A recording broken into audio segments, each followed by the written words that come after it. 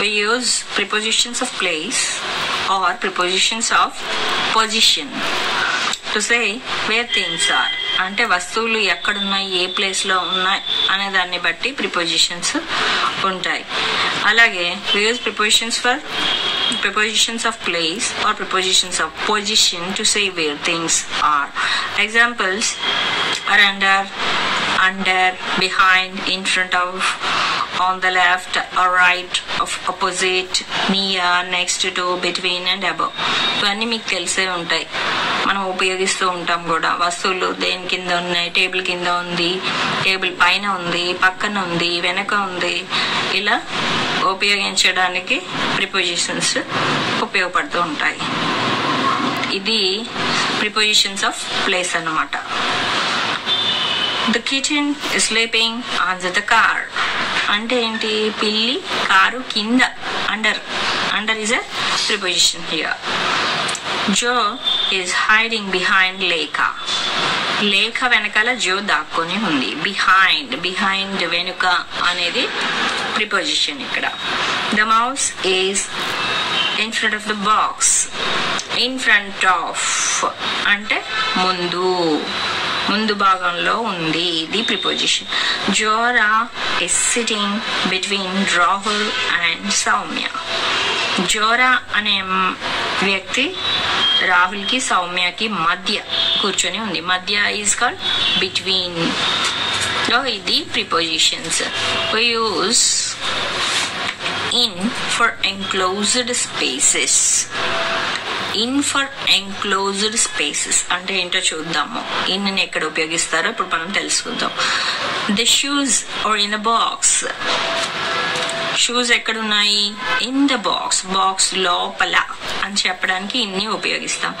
He's in that room, అతను ఆ గదిలో అనడానికి కూడా ఇక్కడ ఇన్ని ఉపయోగించాం. We are playing in the park. In the park అంటే పార్క్ లో ఆడుకుంటున్నాము. We live in India. మేము భారతదేశంలో. లో అని ఉపయోగించడానికి ఇంగ్లీష్లో ఇన్ ని వాడతాం అన్నమాట. We use on for flat, horizontal or vertical surfaces. on ని దేనికి ఉపయోగిస్తాము, ఫ్లాట్ గా, హారిజాంటల్ గా అంటే టేబుల్ లాగా సమతలంగా ఉండే వాటికి on ని ఉపయోగిస్తాము. on అంటే మీద. The mirror is on the wall. ఎక్కడుంది అద్దము, on the wall మీద, గోడ మీద ఉంది. గోడ అనేది ఒక సమతలం, ఫ్లాట్ సర్ఫేస్ కాబట్టి ఆన్ ఉపయోగిస్తున్నాం. The doll is on the table. Table కూడా ఒక సమతలమే కాబట్టి ఆన్ ఉపయోగించాం. They are sitting on the floor. Floor కూడా చదునుగా ఉండే ప్రదేశం కాబట్టి ఆన్ ఉపయోగిస్తున్నాం. We use at with particular or specific places.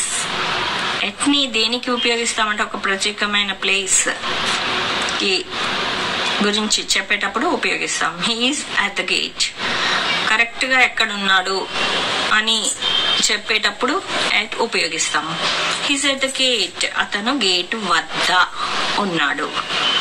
We are at the bus stop. మేము బస్ స్టాప్ వద్ద ఉన్నాము.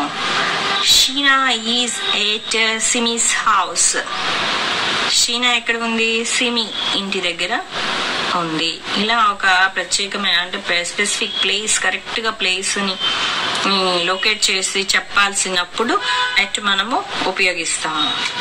Prepositions of time. ఇందాక ఇప్పటి వరకు మనము ప్రిపోజిషన్స్ ఆఫ్ ప్లేస్ గురించి తెలుసుకున్నాం. ప్లేస్ ని బట్టి వచ్చే ప్రిపోజిషన్స్ ఎలా ఉపయోగించాలి ఏంటి అనేది తెలుసుకున్నాం. ఇప్పుడు ప్రిపోజిషన్స్ ఆఫ్ టైంని బట్టి ప్రిపోజిషన్స్ ఎలా ఉపయోగించాలనేది మనం ఇప్పుడు తెలుసుకుందాం. We use prepositions of time to talk about time. Time గురించి చెప్పేటప్పుడు ప్రిపోజిషన్స్ ఆఫ్ టైం అని మనం ఉపయోగిస్తాం. We use n with parts of the day, months, years, seasons and centuries. So ఒక రోజు, నెల, సంవత్సరము, కాలాలు, అలాగే శతాబ్దాలు, దశాబ్దాలు, శతాబ్దాలు వీటి గురించి చెప్పేటప్పుడు ఎన్ని మనము ఉపయోగిస్తాము. I have tea in the morning. I have tea in the morning. ఎప్పుడు నేను టీ తాగాను, కానీ ఎప్పుడు ఇన్ ద మార్నింగ్ అంటే పొద్దున్న పూట. అక్కడ టైం చెప్తున్నాం, మనం ఏ టైంలో తాగామో చెప్తున్నాం. We are leaving in the afternoon. మేము మధ్యాహ్నం వెళ్ళిపోతున్నాం.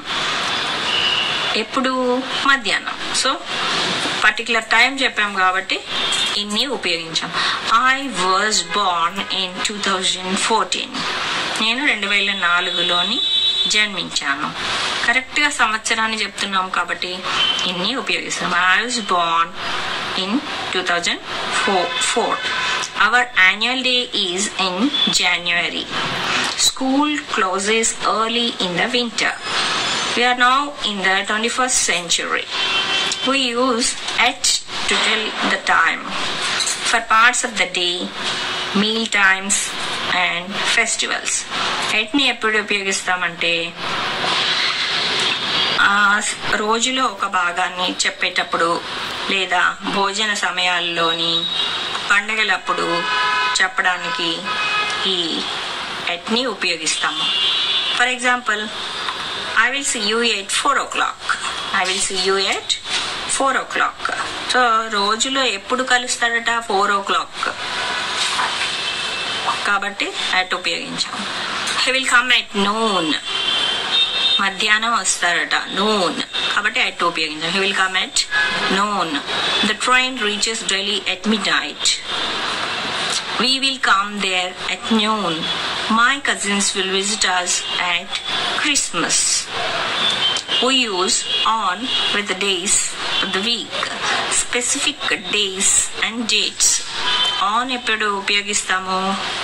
With days of the week అంటే సండే, మండే, ట్యూస్డే ఇలాంటివి ఉన్నప్పుడు మనము ఆన్ ఉపయోగిస్తాం. అలాగే స్పెసిఫిక్ డేస్ అండ్ డేట్స్లో కూడా ఆన్ని ఉపయోగిస్తాం. For example, the library is closed on Tuesday.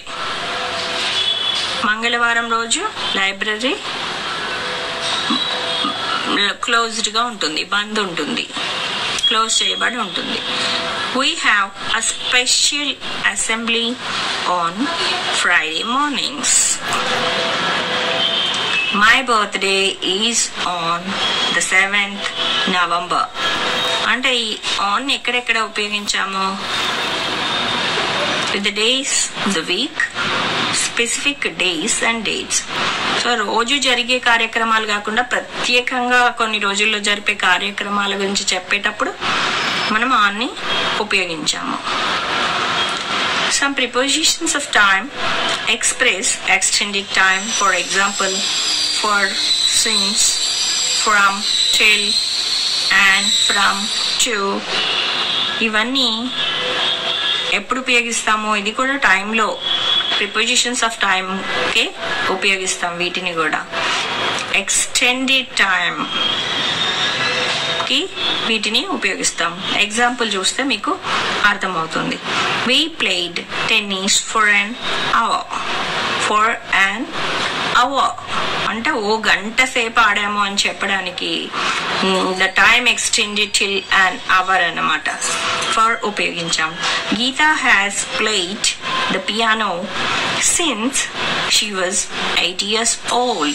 Since she was 8 years old. Geeta has played the piano. Geeta ఎప్పటి నుంచి పియానో ప్లే చేస్తుంది? ఆమెకి 8 సంవత్సరాలు ఉన్నప్పటి నుంచి. 8 సంవత్సరాలు ఉన్నప్పటి నుంచి అని స్పెసిఫిక్గా మనము చెప్తున్నాము కాబట్టి since ఉపయోగించాం. We have been using the school bus since June. My dance classes are from 4 o'clock to 6 o'clock.